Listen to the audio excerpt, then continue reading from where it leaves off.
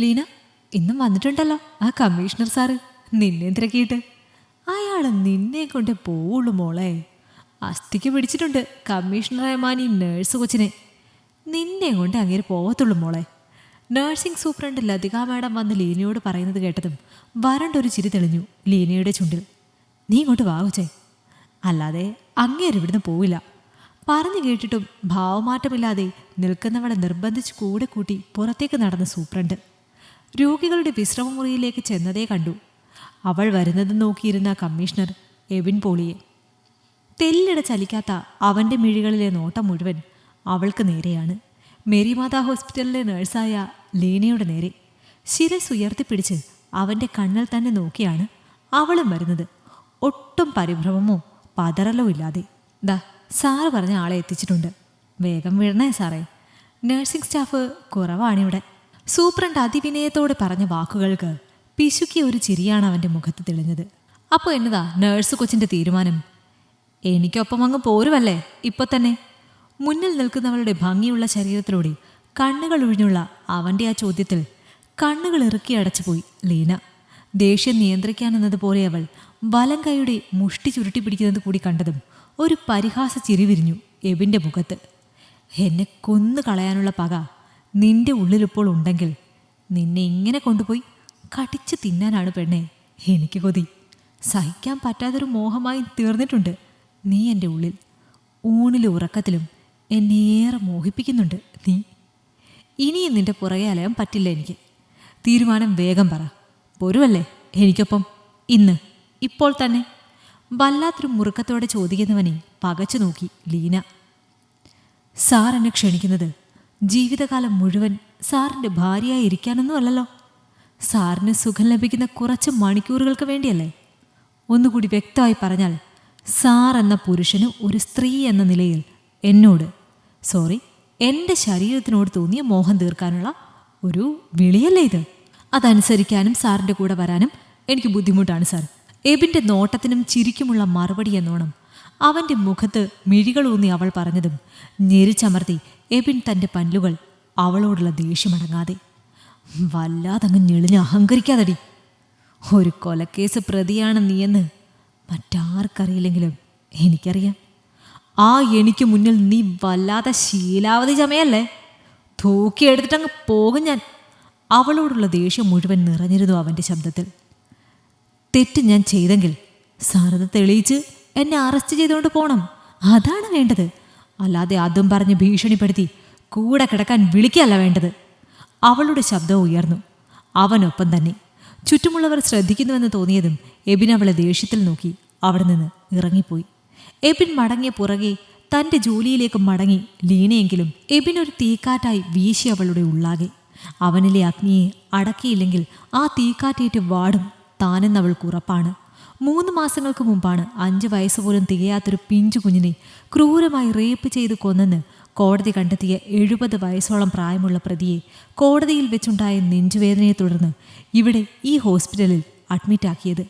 കാണാൻ സാധുവായ ഒരു മനുഷ്യനെ പോലെയാണ് അയാളെങ്കിലും പെണ്ണെന്നാൽ ഭ്രാന്ത് മൂക്കുന്ന ഒരുവനാണ് അയാളെന്ന് വന്ന അന്ന് തന്നെ തെളിയിച്ചയാൾ. കാമൻ തലയ്ക്ക് പിടിക്കുമ്പോൾ അയാൾക്ക് 6ഉം 60ഉം എല്ലാം ഒരുപോലെയാണെന്ന് അയാൾക്കരികിൽ അന്ന് ചെന്ന നഴ്സുമാർക്കും എന്തിന് ഡോക്ടർമാർക്ക് വരെ മനസ്സിലായി. ഉന്നതങ്ങളിൽ വലിയ സ്വാധീനവും രാഷ്ട്രീയ പിൻബലവുമുള്ള അയാളുടെ വെറും നേരം പോക്കാണ് ഇപ്പോഴത്തെ ഈ നെഞ്ചുവേദനയെന്ന് ഡോക്ടർമാരുടെ സംസാരത്തിൽ നിന്നറിഞ്ഞ അന്ന് അയാളോട് തോന്നിയ തൻ്റെ പകയുടെ അളവ് തനിക്കിന്നും അറിയില്ല. ഓർമ്മ വയ്ക്കും മുമ്പ് മാതാപിതാക്കളെ നഷ്ടമായി അനാഥാലയത്തിൻ്റെ തണലിൽ അഭയാർത്ഥിയായി ജീവിക്കേണ്ടി വന്ന നാളുകളിൽ എപ്പോഴെല്ലാമോ തന്നെ തൊട്ടും തലോടിയും കടന്നുപോയ കൈകളിൽ പലതും തന്നിൽ തിരഞ്ഞതും തീർത്തതും അവരുടെ കാമത്തിൻ്റെ അടങ്ങാത്ത അഭിനിവേശമാണെന്ന് തിരിച്ചറിഞ്ഞത് മുതിർന്ന നാളുകളിലാണ്. അന്നു മുതൽ പകയുണ്ടെങ്കിൽ ആരോടൊക്കെയോ എന്തിനോടൊക്കെയോ. മനസ്സിനുള്ളിൽ ചാരം മൂടിക്കിടന്ന പകയുടെ കനലുകൾ തന്നിൽ നിന്ന് ആദ്യമായി പുറത്തു ചാടിയത് അന്നാണ്. അസുഖം അഭിനയിച്ച് ആശുപത്രി ജീവിതം ആഘോഷമാക്കി ജീവിച്ച അയാളുടെ കൈകൾ തൻ്റെ മാരടങ്ങൾ തേടി വന്നവിടെ കൈകൾ അമർത്തിയപ്പോൾ ഞെട്ടിപ്പകച്ച അയാളെ നോക്കി തന്നെ നോക്കി ചിരിച്ചുകൊണ്ട് അയാൾ വീണ്ടും വീണ്ടും മാറിടങ്ങളിൽ കൈയമർത്തിയതും താൻ പോലും അറിയാതെയാണ് തൻ്റെ കൈ അയാളിലെ പുരുഷൻ്റെ മർമ്മം തിരഞ്ഞത്.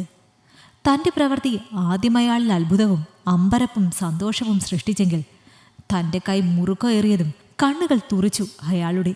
ഒന്നനങ്ങാൻ പോലും സാധിക്കാതെ അയാളുടെ ശരീരം വിയർപ്പിൽ മുങ്ങുന്നതും കണ്ണുകൾ മേൽപോട്ട് മറിയുന്നതും വെറും ഒരു കാഴ്ചക്കാരിയായി നോക്കി നിൽക്കുമ്പോൾ തനിക്ക് മനസ്സിലാവുന്നുണ്ടായിരുന്നു അയാൾ കള്ളം പറഞ്ഞ ആ നെഞ്ചുവേദന ഇപ്പോഴയാൾക്ക് ശരിക്കും അനുഭവപ്പെടുന്നുണ്ടെന്ന്. ചുരുങ്ങി വലിയുന്ന അയാളുടെ കൈകാലുകൾക്കും ശ്വാസം മുട്ടിയുള്ള ആ കിടപ്പ് നോക്കി താൻ ആ മുറിക്കുള്ളിൽ നിന്ന് പുറത്തേക്കിറങ്ങുമ്പോഴും അയാൾക്ക് കാവലായി മുറിക്ക് പുറത്തു നിന്നിരുന്ന പോലീസുകാർ തമാശ എന്തോ പറഞ്ഞ് ചിരിക്കുന്നുണ്ട്. അവർക്കൊരു പുഞ്ചിരി പരിഭ്രമം ഏതുമില്ലാതെ നൽകി. ഞാൻ കടന്നുപോയി. പിന്നെയും ഏറെ കഴിഞ്ഞാണ് അയാളുടെ മരണവാർത്ത പുറം ലോകമറിഞ്ഞത്. അന്വേഷണങ്ങൾക്കും ചോദ്യങ്ങൾക്കും പതറാതെ ഉത്തരം താൻ നൽകുമ്പോൾ തന്നെ തുണയ്ക്കാൻ പോലീസുകാരുണ്ടായിരുന്നു. ഒടുവിൽ അയാളുടെ മരണമൊരു അറ്റാക്കിൻ്റെ രൂപത്തിൽ എഴുതി തള്ളിക്കളഞ്ഞതിനു ശേഷമാണ് ഈ എബിൻ തൻ്റെ പിന്നാലെ കൂടിയത്.